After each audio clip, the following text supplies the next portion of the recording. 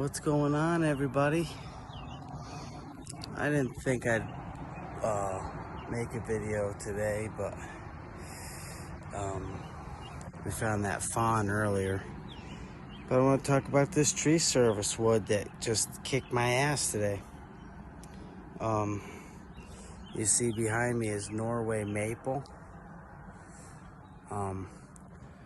That's the bottom piece that was there. Some of the crotch sections on the middle of the trunk that they dropped off were,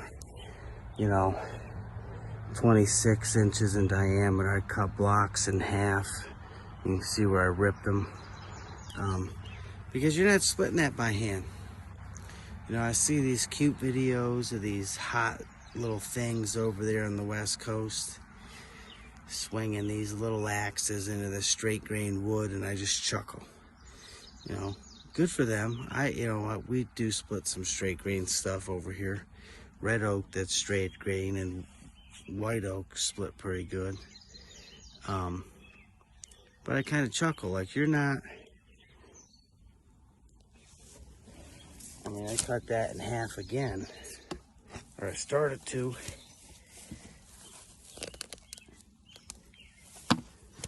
Let's flip it back over. You're not splitting that by hand.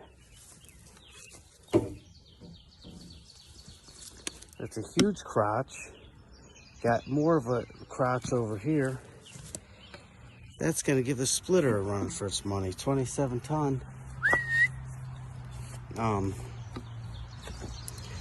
So people want these logs, and people want to know where my honey hole is, and people have asked me to get them a delivery because they know I get firewood dropped off, where I go to the tree services dump lots and cut wood.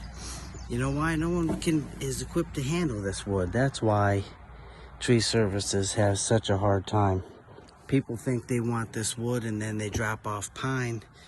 I don't know, 400-pound piece of pine. That is, that's every bit of 27 inches. What's the average homeowner gonna do with a 27-inch piece of pine that weighs probably 400 pounds? How are you gonna call on someone to come down to your tree service lot and cut 25-inch red oak and split it and put it in the back of the truck by hand? I knock the edges off to make it take about 150 pounds off, and then I muscle the center in the truck, or I'll cut them in half like I have here. I'd be here a whole year trying to get this wood out of here if I was gonna bring in the splitting maul and split it myself. So, people think they want tree service wood. You're not going to get poles like the one next to Brocco right there, that aspen and that birch and stuff like that. That stuff, you get a straight grain hickory even, that splits good. You get a straight grain white oak or something like that, a nice straight pole with no branches on it all the way up. That's a forest grown tree. You're not going to get that from the tree service, because you're going to get some ratty, branchy, knotty thing from someone's yard. And the reason I do the tree service wood to such an extent at this level is because it saves me time from going and cutting branches, cutting tops, and hauling to a log landing. This way, these guys just come up and dump. I said, oh, I got some spruce, I got some pine, I got some Norway maple.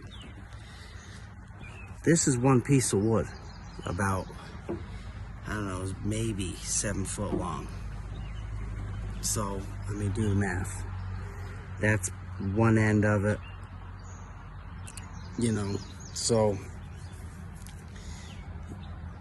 if you guys do approach the tree service, or if they approach you, you're gonna have to deal with the wood that nobody wants.